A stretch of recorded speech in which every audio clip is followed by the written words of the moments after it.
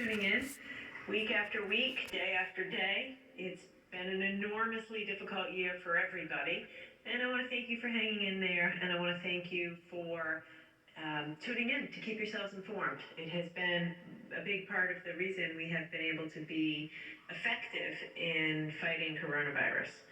I also want to give a special welcome to Dr. Nicole Alexander Scott, who is feeling terrific and is out of isolation. Welcome back. Good to have you.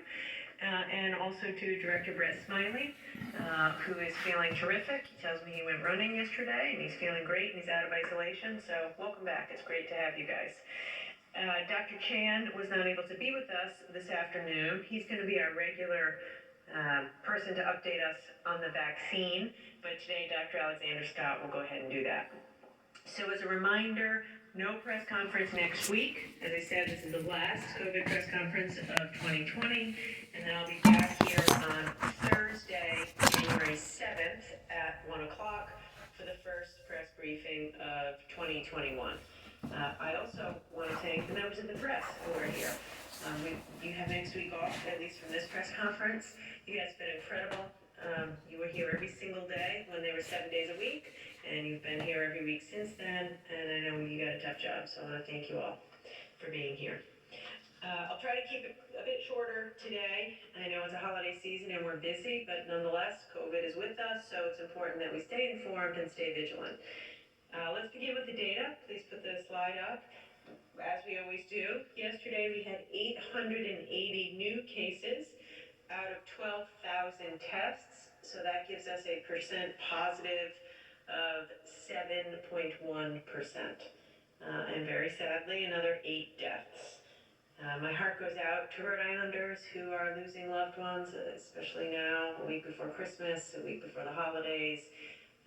It's been a brutal year, and so if you have a loved one who has passed, or you have a loved one now who's struggling in the hospital with COVID, our thoughts and prayers are with you, and we're doing everything we can, and God bless. I want to draw your attention to the new data that we're tracking daily, which is the exciting piece of data on that slide, which is the vaccines that we've administered. As of today, 6,400 Rhode Islanders have received their first dose of the COVID-19 vaccine. Obviously, we have a long way to go, but that's exciting. Over 6,000 Rhode Islanders have already received the vaccine. We're vaccinating people every day, every week, every month going forward. And as we look to 2021, we're assured by all the manufacturers of the vaccine that they're going to really start to crank up their manufacturing in January and in February and in March. So we're on our way now. This is the beginning of the end. The vaccine is effective. It is here. And come next year, we're really going to start ramping the vaccinations. Another data point that gives me hope and relief is the percent positive rate. I have a bit of relief looking at that percent positive, that it's going in the right direction. We want to see it at 5% or below. We are not yet at 5% or below, but we've turned the corner. We have turned the corner. A few weeks ago, I was up here and we were flying up the curve, 8, 9, 10% positivity, and now we're coming down. So that is because of the pause. It's also because we're doing more testing and because our contact tracing is getting better and faster. We don't have a backlog anymore. But to those of you who pay really close attention to the pause, which was most people, thank you. It worked. And we're seeing terrific results in saving lives, seeing our hospitalizations plateau, still over full, but plateauing. So it's a significant improvement is what I would say. For the past few days, we're hovering around that 6% test positivity, and that is a very significant improvement from where we were a month ago. And it's a much safer place to be. And so again, thank you. Thank you for hanging in there with the pause and following the rules. It turns out it was the right call, and it's been very effective. And it's just allowed us to stabilize the situation. As I said, we're not out of the woods. We want to get to 5% positivity. We're not there yet, But if we continue to be serious about following the rules, we can continue to stay on this good curve and be in a stable situation. So what that means is, although we've lifted the pause, over the next few weeks, we just need everyone to be careful. We cannot just flip the switch and go back to life as usual. Again, it's a slow dial. So the name of the game for the rest of the year through the holidays is protect your household, stick with your household. Stay with the people you live with. If you want to go out to dinner, fine.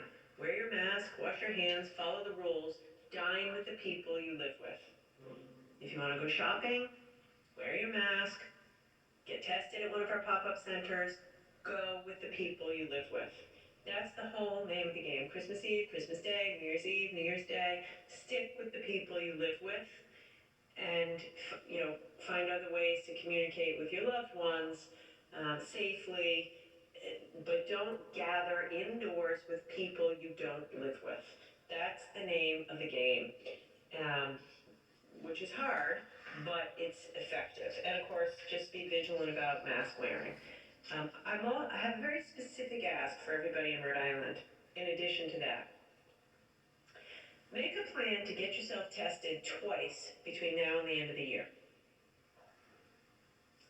If you're a person who celebrates Christmas, get yourself tested before Christmas and after Christmas. It's just kind of a good way to think about it.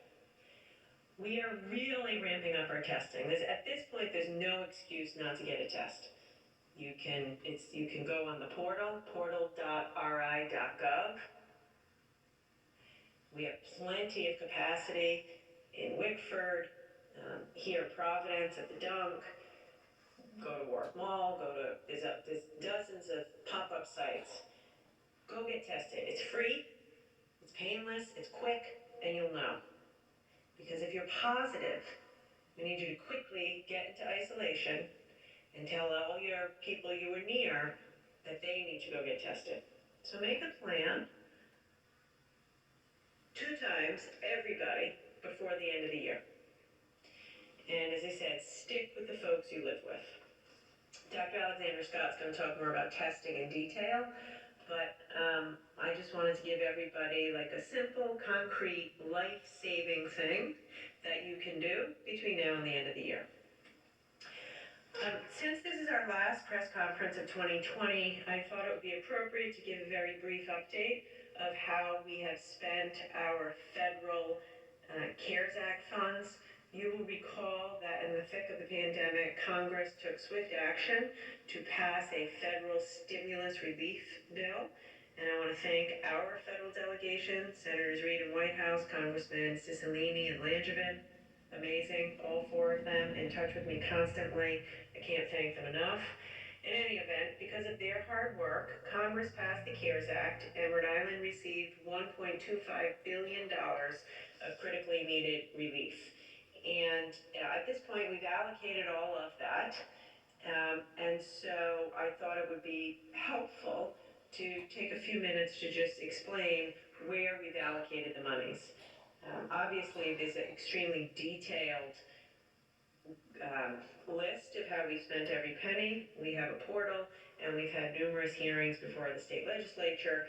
So if you desire great detail, you can go there. But give me a second to take you through how we've invested the $1.25 billion to get through the pandemic. And I ask you to please put the slide up that goes through the breakdown. So we spent it in the following big areas. First is to the COVID public health response, first and foremost. Testing, contact tracing, vaccines, etc. Second, business and economic support. One of the hardest things about this is we've been dealing with 2 crises at the same time. An economic crisis that has put tens of thousands of Rhode Islanders out of work and small businesses on the brink, and a public health crisis, and often they're in tension. So we put money out to business and economic support, individual supports, helping people with food, cash assistance, housing, education support, big thank you to everybody who's been a part of K-12. Be proud of your work. Rhode Island is setting the pace for how we've kept our kids in school, and we've allocated money to cities and towns for that. And then municipal support and COVID-related state government operations to all the police, firefighters, DOA, public health workers, so many social workers, etc. We've used some of our money to meet the immediate needs of the crisis.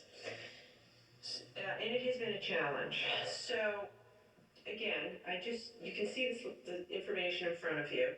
I want to focus on two particular areas. The first is the $130 million that we've spent on our direct COVID health response. So that is $23 million in our field hospitals, which we are using right now, $6 million in contact tracing and case investigation, $24 million on PPE, so that's ventilators, N95, gloves, face shields, masks, which we've gotten out to nursing homes, hospitals, the National Guard, $33 million on testing. Rhode Island continues to lead America in testing. $44 million on community mitigation and other direct healthcare responses, particularly in the hardest hit communities, Central Falls, Pawtucket, areas of Providence. We've also spent nearly $500 million on business and economic support. About half of that money went to hospitals to ensure that they could keep their doors open and their employees employed at the height of the crisis when we asked them to shut down and their revenue fell off a cliff. And we also spent more than $125 million in direct support to our local businesses. So and I have Commerce Secretary Pryor with me today, who's been outstanding in his leadership through this crisis, and I want to thank him. The other states in the region call him for advice. That's the Restore RI initiative, Take It Outside, the Pause grants, the art and culture grants, etc. We've dedicated, more than 10% of our CARES Act money to helping struggling small businesses. And here's what I would say. We've spent, a lot of people have been asking me, how do we match up with other states? So we spent more than 5 times as much as Connecticut per business, and more than 15 times as much as Massachusetts per business. Having said that, I will be the first to say it's not enough. I have been trying to be out and about, shopping local and keeping my ear to the ground, talking to small businesses, restaurants, bookstores. It's brutal, it's tough, I'm sorry. Survival is the name of the game.